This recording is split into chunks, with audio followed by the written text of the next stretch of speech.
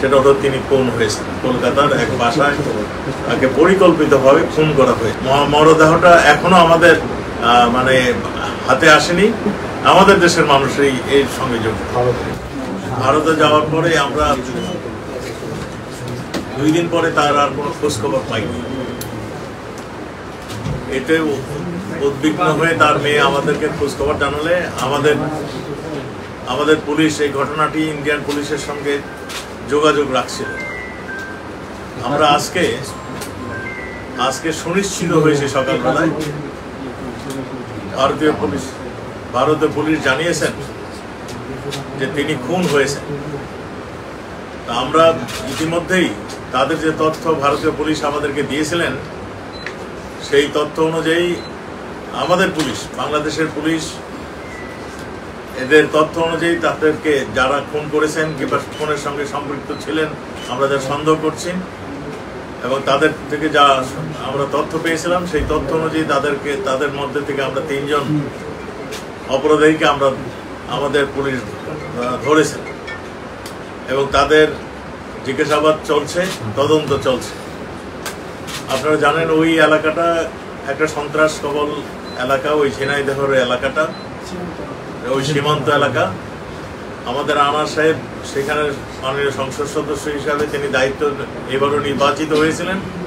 চিকিৎসার জন্য তিনি যাওয়ার পরে এই ঘটনাটি ঘটে। আমাদের পুলিশ এটা নিয়ে তদন্ত করছেন। আমরা শীঘ্রই খুনের মোটিভটা কী ছিল আমরা আপনাদেরকে জানাতে পারব এবং ভারতীয় পুলিশ আমাদেরকে সর্ব ধরনের সহযোগিতা করছে। আমাদের কাছে যা ইনফরমেশন, আমরা আরও ইনফরমেশন যখন পাবো তখন আপনাদেরকে আরও তথ্য আমরা জানাতে পারবো।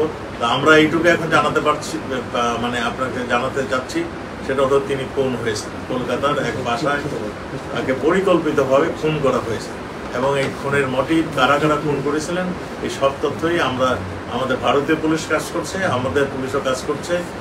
যেখানে মানে ইন্টারন্যাশনাল ওয়েতে যতখানি প্রয়োজন সবগুলি আমরা ব্যবস্থা নিই। এটা আমাদের কাছে যে সমস্ত তথ্য আছে তথ্যগুলো আমরা প্রকাশ করছি না। আমরা বলছি তদন্তের স্বার্থে আমরা অনেক কিছুই এখন আমরা বলবো না। তদন্ত শেষ হয়ে গেলে আপনাদেরকে সব কিছু জানাবো, কেন খুন হয়েছে, কোথায় খুন হয়েছে, কে খুন করেছে, কি ধরনের মানে অস্ত্র দিয়ে খুন হয়েছে, সবই আপনাদেরকে জানাবো। মরদেহটা এখনো আমাদের মানে হাতে আসেনি। আমরা যতটুকু খবর পাচ্ছি সেই খবর অনুযায়ী আমরা তদন্ত করছি। 2 দেশের পুলিশই তদন্ত করছে। ভারতের তো মানে পুলিশ আমাদেরকে জানিয়েছেন তিনি খুন হয়েছেন, এটা শুনেছি। মাননীয় মন্ত্রী, যে 3 জনকে আটক করা হয়েছে তারা এখন কোথায় আছে বর্তমানে? আমাদের পুলিশের হেফাজতে রয়েছে। তাদের জিজ্ঞাসাবাদ হচ্ছে এবং জিজ্ঞাসাবাদ হলে আমরা তো বলছি আমরা তদন্তের স্বার্থে অনেক কিছুই এখন আমরা বলতে পারছি না। আমরা খুব পজিটিভ ওয়েতে তদন্ত চলছে এবং আমরা সুনিশ্চিত যারা এই খুনের সঙ্গে জড়িত তাদের উদ্দেশ্য কি ছিল আমরা সুনিশ্চিত সেগুলো আপনাদের প্রকাশ করতে পারব। এর মধ্যে অনেক কিছু হয়েছে। এরা অনেকেই ভারতে গিয়েছিলেন বলেই তো আমাদের কাছে ভারতীয় কিছু তথ্য এখানে আসছে। আমরা সবকিছু মিলে ঝুলে আমরা তো বলেছি ভারতের পুলিশও আমাদেরকে সহযোগিতা করছেন এবং আমাদের পুলিশ আপনারা জানেন অত্যন্ত দক্ষ পুলিশ আমাদের। তারাও মানে এই খুনের মোটিভ, খুনের কি হয়েছে সবকিছু আপনাদের বিস্তারিত আমরা দিতে পারবো।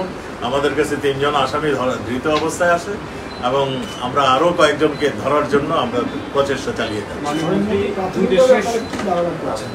আমরা তো পরিষ্কারই বললাম যে এটা একটা খুন হয়েছে, মার্ডার হয়েছে। মার্ডারের পিছনে নৈপথ্যের যে কারণটি সেগুলো আমরা জানাবো।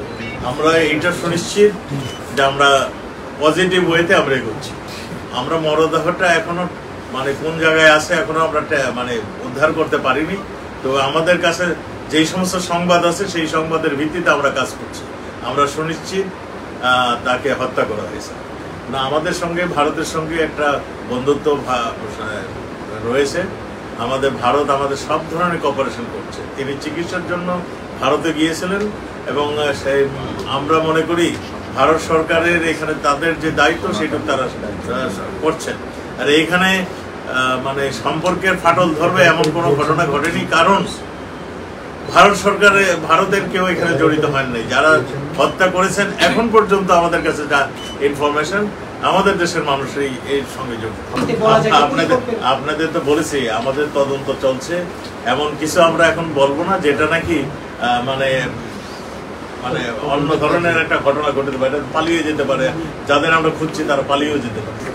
আপনি ট্রেস করতে পারিনি, এটা কথা ঠিক না বললাম। আমরা কিভাবে এতখানি এগিয়েছি, আমরা তো কতখানি এগিয়েছি আমরা তো এখনো জানাচ্ছি না তদন্তের সাথে।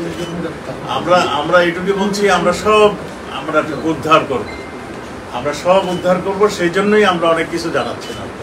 Thank you. ওকে।